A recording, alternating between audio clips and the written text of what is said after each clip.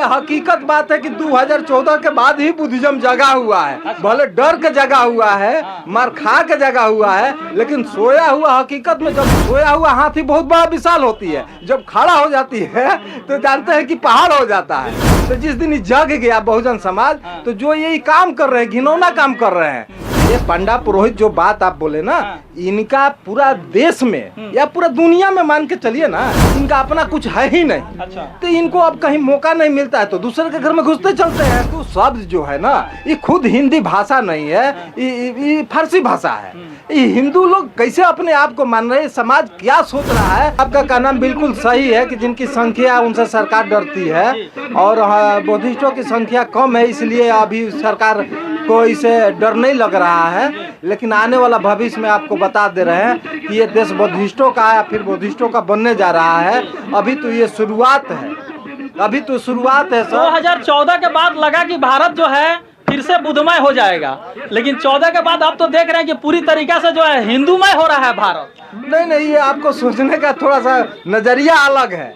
ये हकीकत बात है कि 2014 के बाद ही बुद्धिज्म जगा हुआ है। भले डर के जगा हुआ है, मार खा के जगा हुआ है, लेकिन सोया हुआ हकीकत में जब इसको लगा कि अब हमको तकलीफ हो रहा है, अब हमारे विरासत को हड़पने लोग आया, तो ये भी अपना अस्तित्व में अब उठने लगा। हर जगह से, देश का हर कोना से लोग, आप देखिए कभी इसका लड़ाई शिथिल पड़ गया था। शेषाई साहब जो है महाराष्ट्र के, जापान से थे, अभी महाराष्ट्र में नागपुर में रहते हैं, इसका लड़ाई लड़े, उसके बाद कोई नहीं लड़ा। लेकिन देखिए आज वही 2014 के बाद की ही ये लड़ाई है कि आज लोग बहुजन जाग रहा है और अपने समाज को खोज रहा है, अपने मूल निवासी, अपना अस्तित्व को, अपना आस्था को सब ढूंढ रहा है, जिसका आज नतीजा है गड्ढे में भी बैठ के, कचड़े में भी बैठ के अपने हक के लिए भाग नहीं रहे हैं, वो अपने हक को ढूंढ रहे हैं। ये छोड़ेंगे नहीं। क्या कहेंगे विधानसभा इलेक्शन सर पे नीतीश कुमार जी क्या कहना चाहेंगे? नीतीश कुमार जी से आग्रह है, अगर कहीं मेरी बात उनके पास पहुंच जाए आपके थ्रू या किसी के थ्रू, तो उनसे आग्रह है कि देखिए हम लोग मूल निवासी हैं, और मूल निवासी की संख्या यहाँ पर 90% है, और मूल निवासी के साथ इस तरह व्यवहार कीजिएगा तो आपको कहीं ना कहीं नुकसान होगा।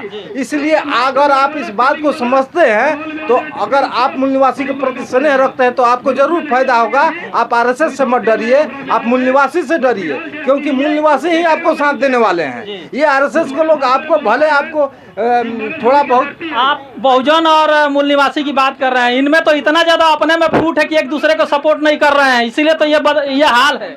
नहीं, फोड़ा गया है सर, फूटा नहीं है। ये 6247 जातियों में तोड़ा गया है।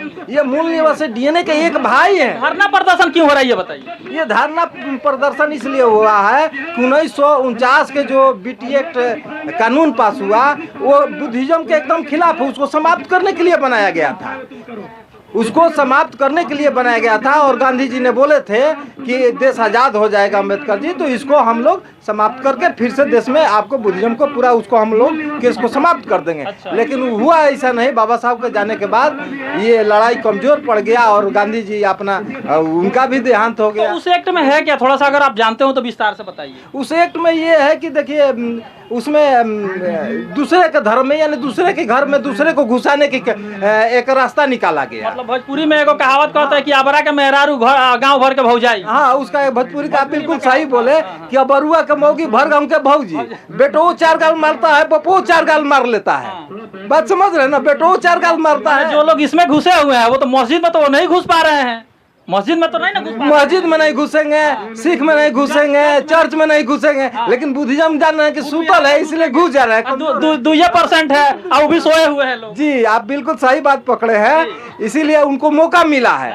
तो ये नहीं जान रहे हैं कि सोया हुआ समाज, सोया हुआ हाथी बहुत बड़ा विशाल होती है, जब खड़ा हो जाती है तो जानते हैं कि पहाड़ हो जाता है।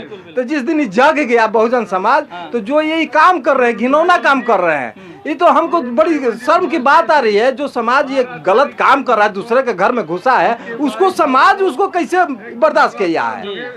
अच्छा, एक चीज जो है मैं बार बार पूछने की कोशिश कर रहा हूँ कि दूसरे समाज की, यानी पुरोहित पंडा की बात हो रही है कि वो लोग घुसे हुए हैं, लेकिन नाम कोई बता नहीं रहा, डाटा कोई दे नहीं रहा है लिखित रूप में कि मुंह से ही लोग बोल रहे हैं। नहीं, देखिए मेन बात है ना कि जो लोग बाहर के आते हैं वो एक दिन में कितने उन लोग को नाम जानेंगे।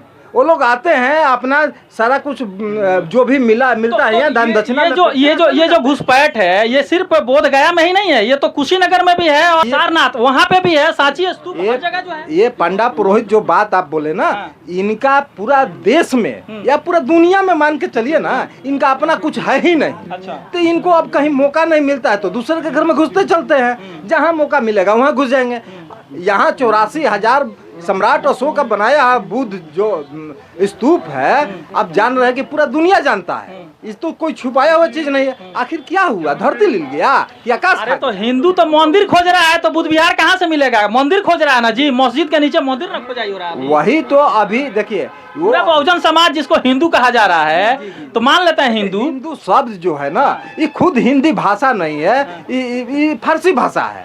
ये हिंदू लोग कैसे अपने आप को मान रहे हैं, समाज क्या सोच रहा है, थोड़ा सा भी एक तार्किक ऐसा ही विश्व गुरु था तो ये जो बात आप बोल रहे हैं कि पारसी भाषा का शब्द है हिंदू, तो जो 70 साल तक जो बहुजन समाज के लोग राज किए हैं तो अपने लोगों को पढ़ाना नहीं चाहिए था? क्या कर रहे थे, सोए हुए थे क्या बहुजन समाज? नहीं, देखिए आज पढ़ा हुआ है तबे जग के यहाँ बैठा हुआ है सर। जो 2000-3000 वर्षों से जिसको कलम से दूर किया गया, जिसको आर्थिक स्थिति से दूर किया गया, वो समाज 70 साल में कितना विकास करेगा, कितना विकास? बोरा जगा हुआ है। बाबा साहब तो खुदे रोके गए थे, बाबा साहब तो खुदे रोके गए थे, समाज का लोग जो है खड़ा नहीं हुआ अपने ही लोगों के। आप बिल्कुल सही बात बोल रहे हैं कि बाबा साहब रोए, क्योंकि बाबा साहब के समय समाज बिल्कुल जगा हुआ नहीं था। बाबा साहब अकेला जगा हुआ व्यक्ति थे, अकेला लड़ाई लड़ रहे थे, और जो जगा हुआ लोग थे ना, वो बाबा साहब को डर से सपोर्ट भी नहीं कर पा रहे थे। जिनको विदेशों में भेजे थे पढ़ने के लिए, वो जब पढ़ के नौकरी वोकरी ले लिए तो वो लोग, चलिए उनके सपोर्ट से तो नौकरी मिल गया और लगे घर में बैठ के बच्चा बीवी के साथ रामायण देखने। नहीं, देखिए बाबा साहब का जो त्याग था, बाबा साहब का जो 4 बच्चे अपने त्यागे समाज के लिए, तो आज बाबा साहब हर अमर नहीं, आज बाबा साहब नौजवान है। आज बाबा साहब, हमको तो लगता है ना कि 15-20 साल का जवान लड़का है, जिस तरह से देश जग रहा है बाबा साहब के नाम से, ये तो लग रहा है कि बाबा साहब का अब उम्र बढ़ रही है।